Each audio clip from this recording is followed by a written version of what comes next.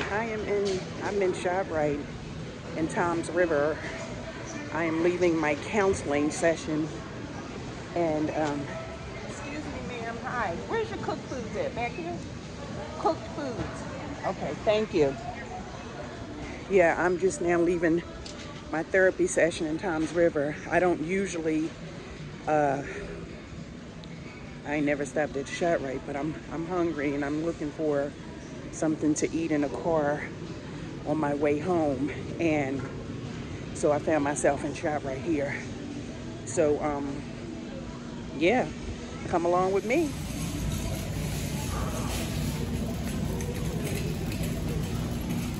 Yeah, I'm going to look for me some chicken. I want to get some fish. Yes, the cooked food is down here. Look at that pretty shrimp. And wild caught lobsters, $12.99 a pound.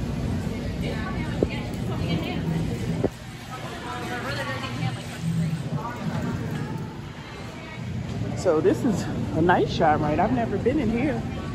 They got cooked food over here. I'm going to check it out. Oh, look. Look at that chicken. This is a buffet, hot buffet bar, $8.99. World's classic kitchen, great selections, made fresh throughout the day. So let me see what I'm gonna get.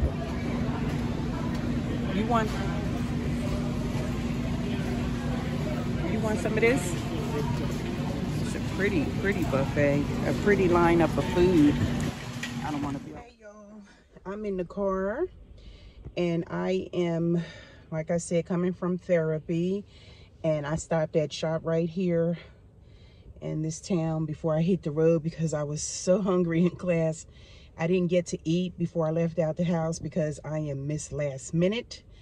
And I was just talking to, I bought a salad and a pack, some already prepared chicken.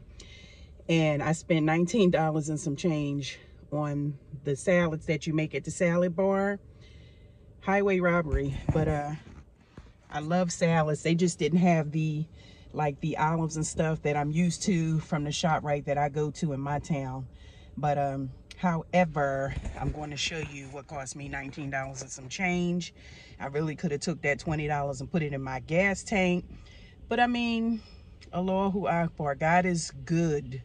You know, at least I had the $20 to buy myself something to eat, and I can share this, not the salad, but the chicken, because I'm not going to eat all these many pieces of chicken, but I know the right person to give it to. Yeah, so hold on. This is the small salad that I bought. I guess that cost me like $9, and the chicken was $9. The chicken was $8.99. I forgot to get my receipt, but this is what I'm going to eat going down the road. Well, certainly. So I'm about to take myself up on out of here and head down the road. Hi guys. I am I'm home from the counseling. I'm home from counseling. I called a friend of mine who is experiencing some similar, I was going to say the same, but it's not the same. Some similar treatment and behavior and actions as well, just like I am. So when you talk to people, you always, I tend to talk to people that's been, you know, through some of the same things that I've been through, or things related. So right now I'm home eating me a salad and some of the chicken that I bought from the ShopRite, which cost me $19 and some change. The chicken was good for it to be ShopRite chicken. It was really good. Whoever cooked that chicken, thumbs up. My salad is good. Life is good. Even with mental illness, you can still have a good life, depending on the levels and the severity of your mental illness. I'm still functional, thank God. I am not debilitated by them, although even stress, depression can be debilitating. I mean, you can be in a frozen state at times, and it takes energy and effort to do a lot of things. And I know all too well about it. I'm going through something with a job, and I've been fired several times from the same place. And I know that it's been nothing but retaliatory actions, and aside from discrimination and, you know, pure bullying and harassment, abuse of power, you know, things like that. Because after all, you find yourself, a lot of employers have those same practices, with the wrong people in place. You have the boys club, you have the girls club on the job. I've never been a follower. Sorry, can't do anything that's going to hurt anybody, and for no good reason, and to sleep with myself after that. I don't have it in me, and I thank Allah for that. I thank God that I don't have that in me. And I'm just here to talk about, you know, a few things about, you know, the state of mental illness. Um, being a conscious person, uh, people that were awake, conscious. I don't know really what the right word is to put in this place, but I do know that when you know better, you do better. Best said by Maya Angelou, and she never lied about that. When you know better, you do better. You work with what you have, things of that nature, etc. Um, when you when you're younger, you're not as aware of things that you may be doing, whether they're wrong or right. You're not aware of consequences, you know, things like that. I remember being young. Well, I remember a lot of things that I did and did not really pay attention to consequences, nor did I really, I mean, I didn't have the capacity, the mental capacity, um, before a certain age to realize that, you know, there are consequences to your actions, and some of them may be good, some may be bad. And little simple things like when I was young and got my license, I was like, I was the road queen. Then I came across several jobs where I drove for a living to feed my children as I got older and had my two children. Although I did go on welfare to be home with them at one point in time in my life, I'm going to be honest, I'm going to be candid, because if I'm just telling you all of one thing and not another, you know, I don't think that's a part of being honest, which is what I say all the time when I'm in my therapy group.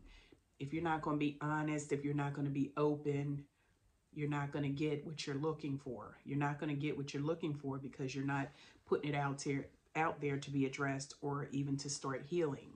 I do apologize because I have my light awfully close, and I know that you can see the ring light through my lenses, and I'm sorry about that.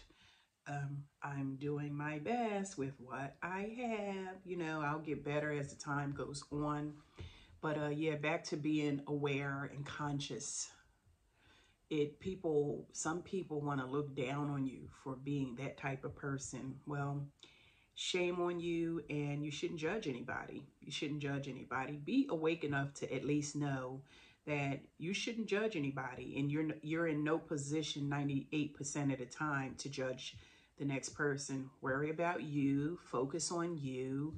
You know, what you say about me, it did bother me because I'm human and I have a heart and I have a conscience, and it's all, you know, my soul people irk me to my soul, to my core, with all of their comments and, you know, always having stuff to say, and you know nothing about what you're talking about, you know, and every time it goes from one person to the next, to the next, to the next, the story is way more misconstrued than the second person who told it, you know, more misconstrued.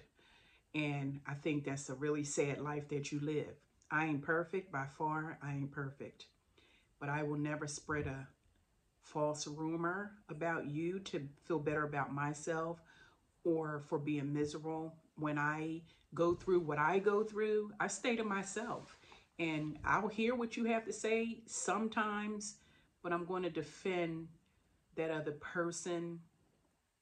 If I wasn't there to witness it with my own eyes, I have nothing to say. Now, if that person told me a partial part of the scenario, I can speak the positive on that part, but I still wasn't there.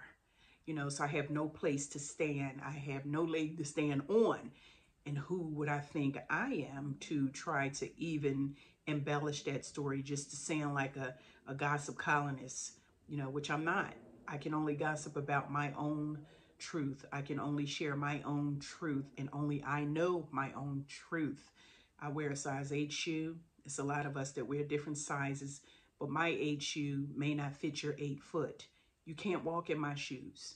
But until you try, or until you have, which you haven't, I say, mind your business. Just stay in your lane.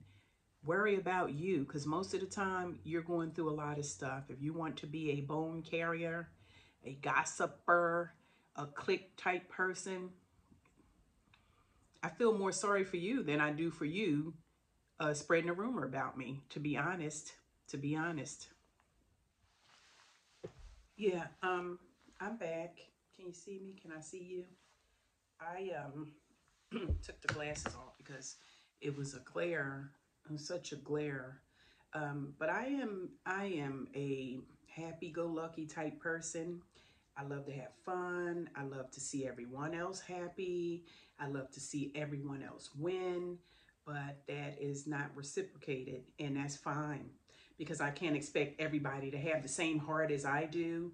We're all individual. We all have different thumbprints, fingerprints, uh, dental identification, however you say that.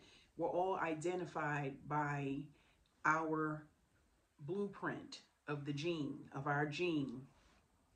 And that's what people fail to realize a lot of time, I think.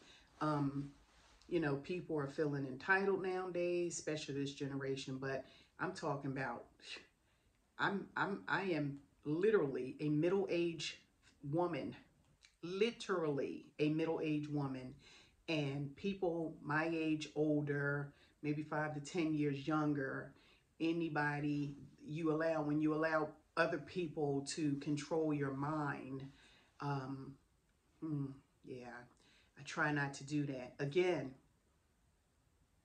I am not perfect.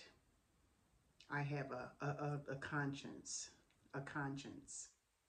And so some things used to get to me really, really badly, and it would disturb me. And I still gave a lot of people that knew my business better than I knew it, so they thought, you know, the hatred thing, that's almost as uh, bad as that money, that greed for money, boy, that hatred thing, that jealousy thing.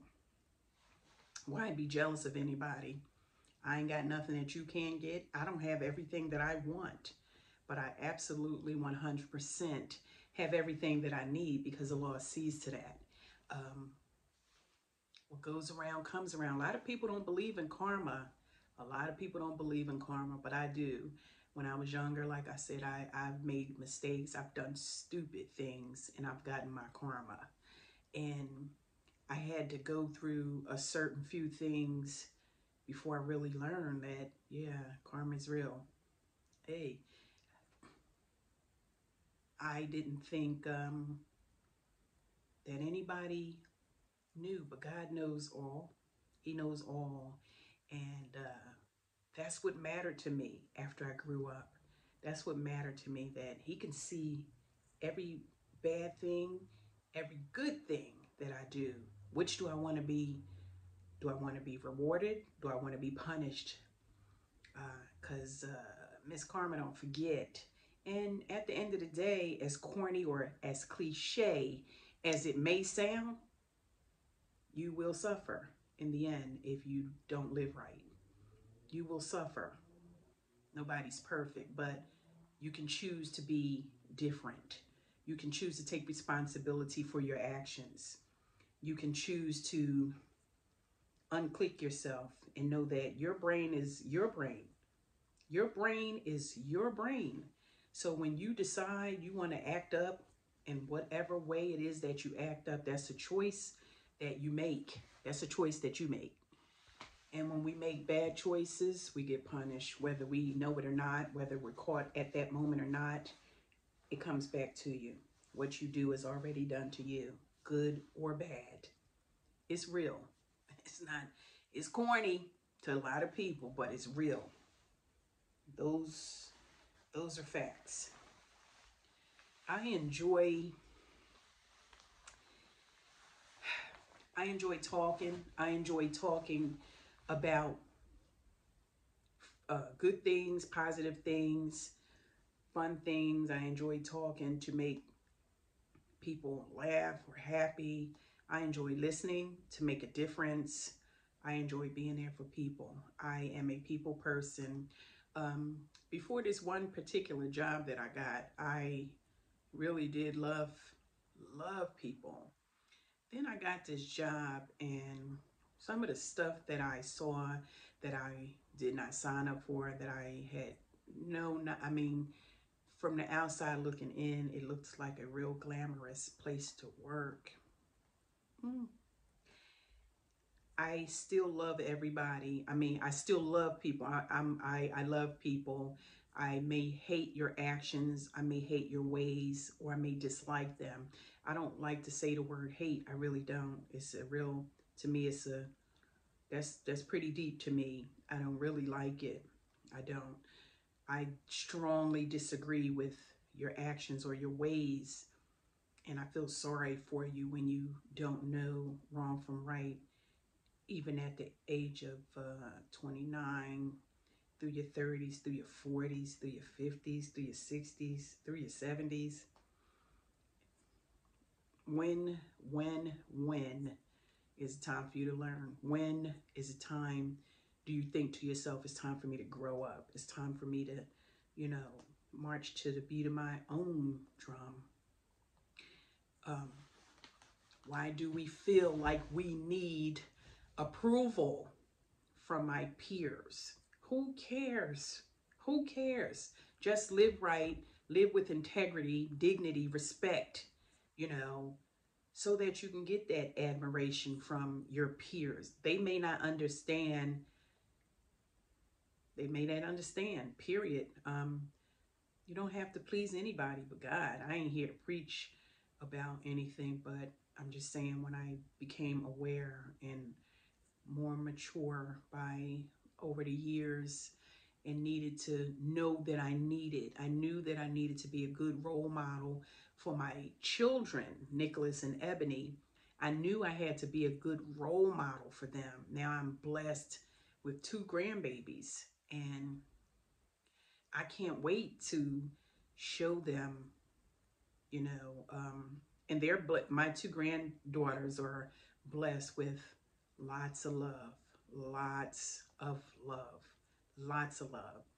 But as far as my part, I was always going to show them dignity, how to have that, respect, how to have that, integrity, how to build that, how to do that. I want them to be productive, kind, loving, law-abiding citizens, but I want them to be awake also. I want to teach them what I'm still learning, as far as the richness of our history, the richness of who we are as a people. I know our ancestors are turning in their graves because we don't pay homage to them the way they deserve. We don't give them the respect that they deserve. We don't clap them up. We don't. I have a lot of people to thank that came before me and came before my parents, that came before their parents. I have all of those people and beyond to thank for who I am, because it took a village. That it takes a village thing. It takes a village. And I thank God for everybody that was in my life and had an impact on me. I do. I'm made up and mixed of with a lot of love, a lot of loving people, and I thank you, especially if you're watching this. I thank you, and I love you from the bottom of my heart. I love good people. I love good company, and if I gave you if I gave it a chance to even try to go out with someone that I thought was cool or deserved a chance, an opportunity, and was worthy of my company. Um, Life is a gamble. Life is about taking chances. I'm not going to be sheltered. I'm not going to be paranoid. I'm not going to live like that. I feel more free living the way that I do. I feel really free and happy about who I am, who I turned out to be, thanks to my parents and my loving family members who had a hand in raising me. That's pretty special. That's pretty special. And it's nothing like, especially a loving extended family who cared enough to see what you were going through and come to your rescue, whoever it may be. And for my grandchildren, like I said, they have other grandparents, many people that love them dearly. I want to be that grandma that they can come to and get all loved up on, and maybe bake some cookies, teach them how to cook, teach them how to sew, teach them whatever it is that I know that I feel is important, things that I missed out on when my grandparents were here. And I didn't think grandparents died when I was 6, 7, 8, 9, 10, 11, 12. I couldn't fathom my grandparents dying. I thought they last forever. That was my innocent me. Not naive, but my innocent me. Someone told me today, don't use that word again. But it's nothing like a loving grandparent. It makes a difference when you have your grandparents in your life as well as your parents. Grandparents are golden. They're golden. And I never thought to ask, because I never thought they were going anywhere. I never thought to ask my grandmother, who used to make apple pies, and we laughed. She was my funny grandmother. That was my father's side. She was funny.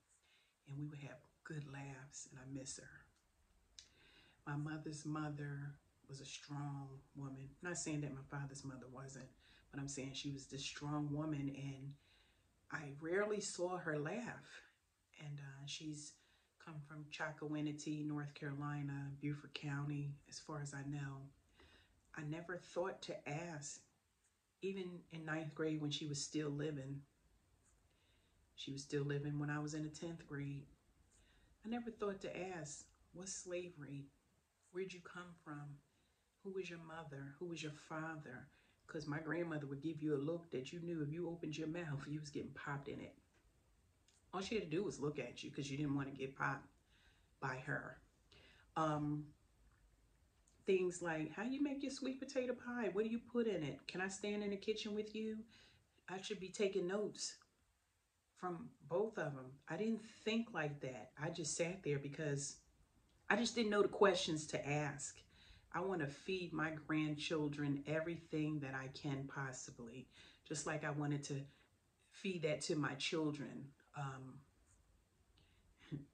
My daughter's a mother now. She listens, but she don't want to hear too much because she's a mother now. You know, the first time mothers. I know she takes a lot of what I say. I know she takes heed to a lot of what I say.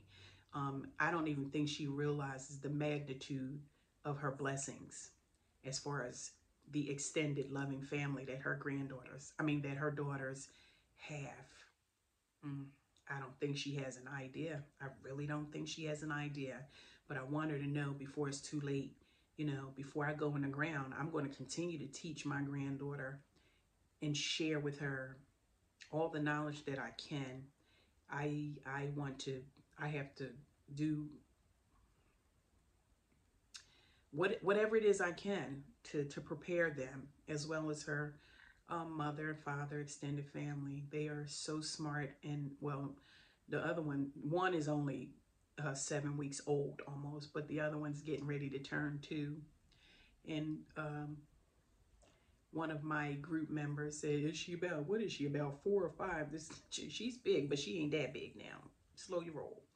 But she is big and she's very intelligent. Oh my goodness, she's so bright. And I'm like, wow, if she's this bright already, my God, you know, the sky is the limit. And it's very important. I keep telling my daughter, you know, they read to her, we buy her books.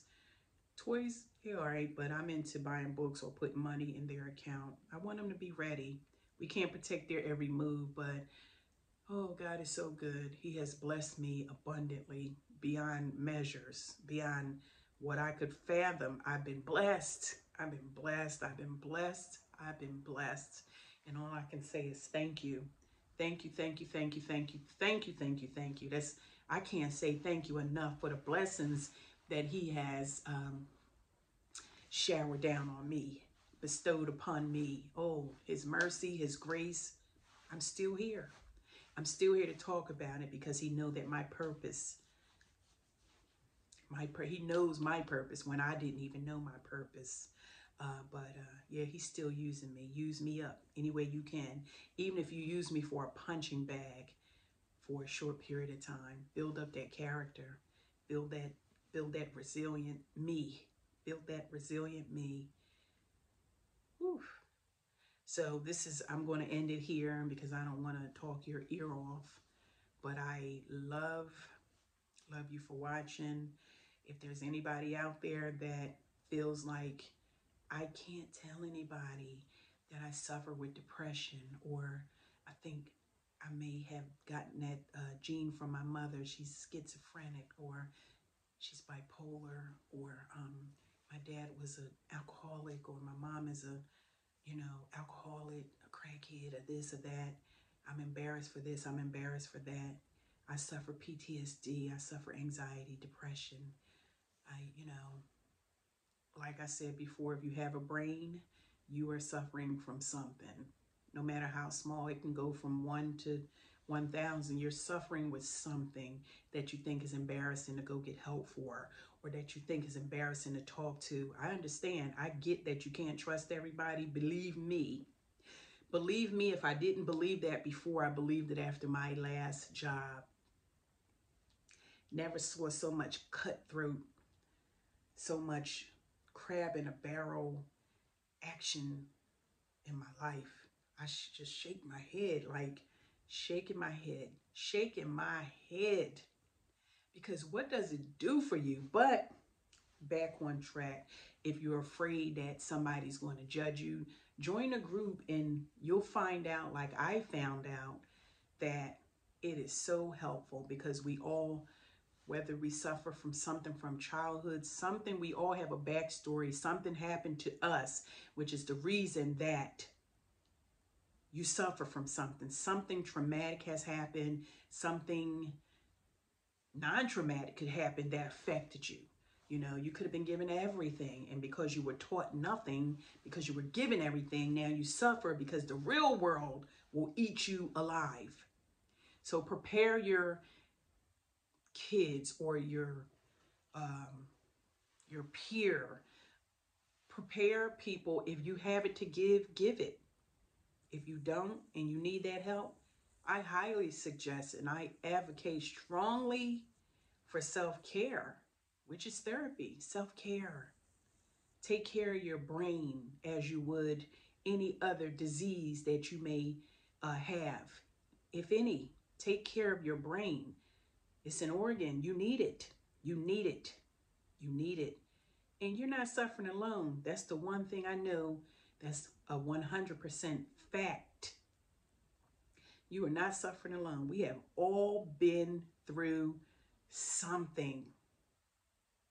We have all been through something. So if you're one of those people out there that ain't she ain't talking about me, because I don't know nobody like that. We all been through something, and we all know somebody like that. Yes, we do. We all have a family member. Yes, we do. That may be suffering, that may be wandering the streets, that may be panhandling, that may be sleeping under the boardwalk, sleeping on a bench, sleeping in an abandoned building, who smoked crack, who's an alcoholic. Maybe you're functioning, maybe you're not. Nobody's exempt from anything like what I mentioned above.